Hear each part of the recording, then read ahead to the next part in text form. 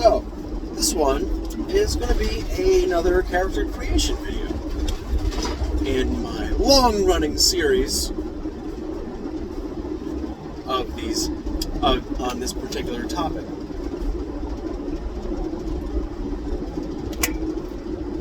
So, usually these topics are spurred by something, and this one is no different. I'm pretty much just going to go over a character I made yesterday, because I can't help myself. But, and this is an example of a character that comes out of like just a single little nugget of something. I was talking to a friend of mine, and I have this joke that Damascus steel is pointless, which anybody that knows steel and metallurgy and blacksmithing, it's not pointless, but Damascus steel isn't any better than the steels it's made of. It's just a fancy thing you can do. It's also kind of a flex. If you can make functional Damascus steel, you're a very good blacksmith. You can weld all those layers together without any problems, blah, blah, blah. But coming out of this joke was the idea that a character that just goes around the whole continent just preaching that Damascus steel is pointless, and you should be just use the steel as it is. Don't make Damascus with it. You're wasting your time. So out of that came, I arrived on a Dwarven Paladin of the Crown, I think. I forget exactly what subclass. But it's the one that gets a lot of like compelled duel stuff. It gets that spell as a spell known, and it has a channel divinity that does something similar. I don't remember which. I'll know as soon as I'm done this video. I'm done recording and look it up. But, and his whole shtick otherwise is he's a blacksmith. He makes all of his own equipment. And I had this character image laying around that I wanted to use of a dwarf just clad head to toe, super thick plate armor with these big horns coming out of it. And I started thinking, like, okay, what weapon do I want to use? Wait, what if his armor is the weapon? And there's no mechanics for that outside of like taking a dip into armor artificer, which I'm not going to do. Though that is another thread to follow for this character concept, but not the point. So, how would you do that? Well, one, he makes all of his own equipment, and his armor is his weapon. So, just have plate armor, and reflavor like a warhammer and a shield into just parts of his armor. And when he's fighting in this way, both of his hands, I don't know how hands are in quotations, but his hands are full. They're both engaged with something. He's got he's holding something in his gauntlets to get better, better stability in his hands. Lock up his gauntlets so he can swing them puppies around. And he's basically just a little dwarf in super thick armor that's just like a little crazy cannonball man. And he just charges into people, punches their knees, and then smites to explode their knee, I guess. That's how this character would fight. And that's a super fun concept, but you have to be willing to work with the DM a little bit in some way. It's like, he's using a warhammer for like a one-handed weapon, mechanic-wise. So, why do you have to work with the DM? Well, one, because of your whole character concept, the DM can't just drop weapons for you. Like, usually you'll find loot, and there's usually a weapon or two for people, and they can use it or not. But there's no real way for this character to get new weapons, because it's his armor. And he makes it himself. He's not willing to use armor made by anyone else. So, you have to be willing to work with your DM on coming up with a solution. So, how would you do this?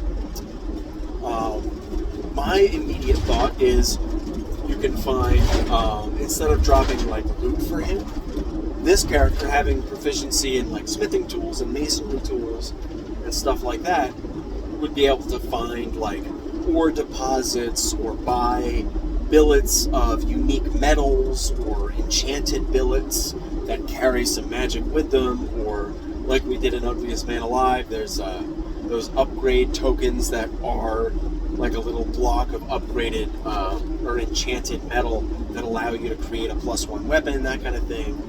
Or also kind of similar to, like, if you've seen The Mandalorian, the main character finds like a little ingot of like Beskar metal. I didn't actually watch it, I just know what happened. And you can use this little billet to make a whole suit of armor that's like lightsaber resistant, so you can actually deal with a lightsaber.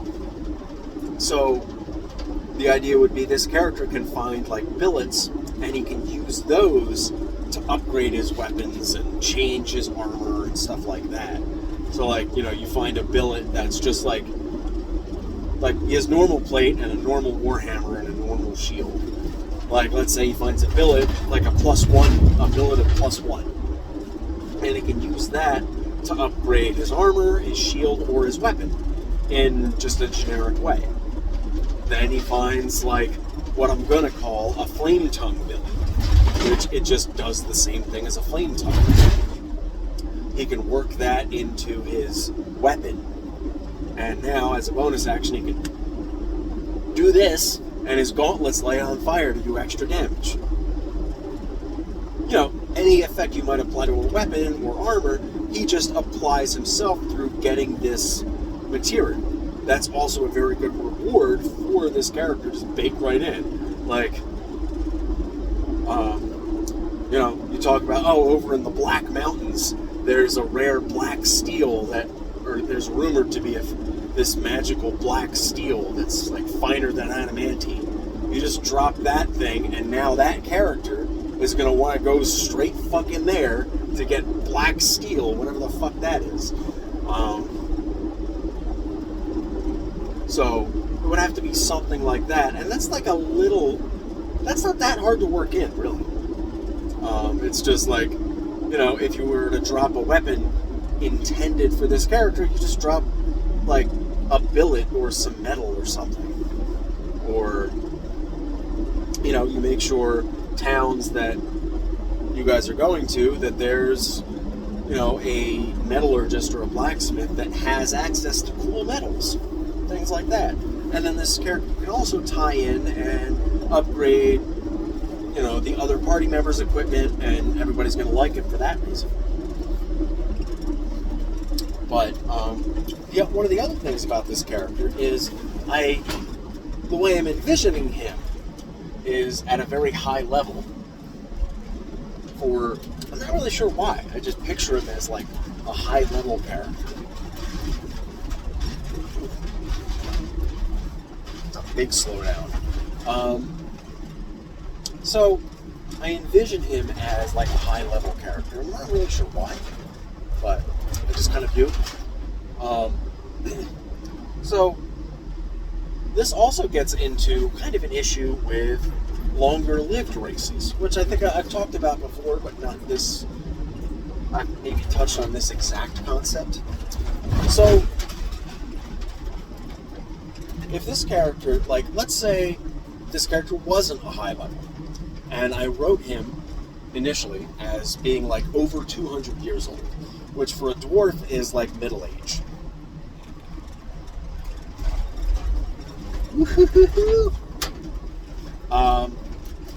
So if you're a longer lived race and you're like 200 years old, and you're any kind of like, especially for a martial class, if you're any kind of martial class and you've been doing that your whole life, why aren't you higher level? Like, if you're a soldier and you're 300 years old, why aren't you level 15? Like, what the fuck? Have you just been sitting around at a fort your entire life and your entire career, and you never got into a battle? Like, just by, the amount of people you would have had to engage in combat, you should be high level by now. And the easy answer is, well, you only get experience from killing stuff in the game. In backstory and stuff, that's not the case, because if it were, every wizard school would have you go beat up a bunch of rats. So, not like studying magic. So, there's that. But regardless, that's still kind of a consideration. So, for any long-lived race, if I'm going to start the character at a lower level, like at level 1 or 2, I'm probably not going to make them a few hundred years old. Unless that character has had a dramatic shift in their career, in their life. One of the most recent dwarf I've played, because so far I've played 2 dwarves. I've played dwarves more than any other race. The other dwarf I played, Balgren, he's a rogue, and he's like 115 or something. But the reason he's not higher level is because he didn't spend his whole life as a rogue. He was a scout for his town's militia, but that's a militia. It's not like a career he's part of. He can just do scouting things. His real career was a clockmaker, and he spent his whole life, 100 years plus, as a clockmaker, making clocks for the people in his village, making little complicated clockwork devices, things like that. And then his whole town was raided, and he was taken as a slave by mind flayers, and that's a whole thing. And so then after he gets out, now he's leaning into that roguish nature a bit more, and his whole life is on a different trajectory. And that lines up well with the whole call to adventure type thing that usually happens with player characters. There's always something, or at least usually, something that changes in their life that causes them to leave home and go do stuff. Whether it's, invading orcs killed your whole family and now you want revenge or something. Or your character just came of age and you want to find your dad and punch him in the face. Or you're a bard and you want to fuck the king. I don't know, and whatever it is, But point is, if your long-lived character was this their whole life, they should be higher level. So usually there's going to be something that was a big change recently.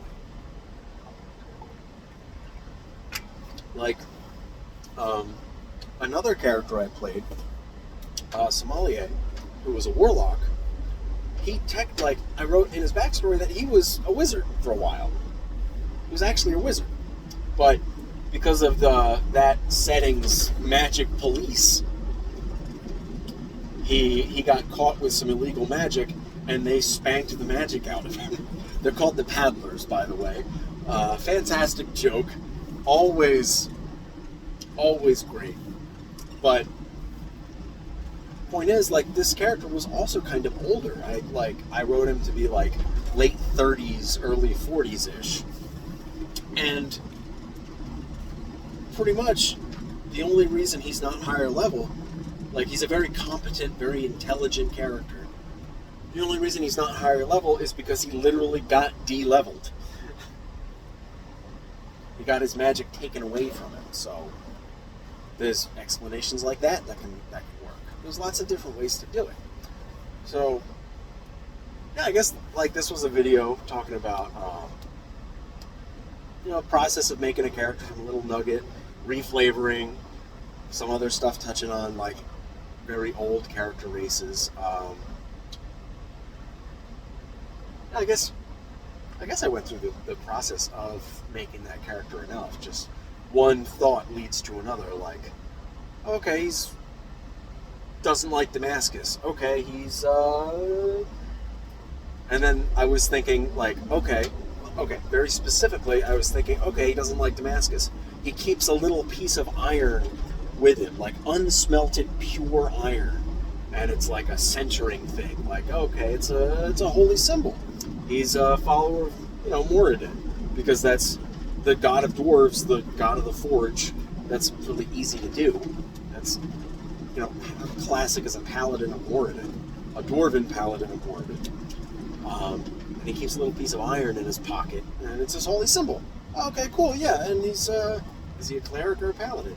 I'm leaning towards paladin, because I want to attack people, and then I like martials more, and blah blah blah, and then I came up with the armor thing. So one thought kind of leads to another, and it's kind of how it goes.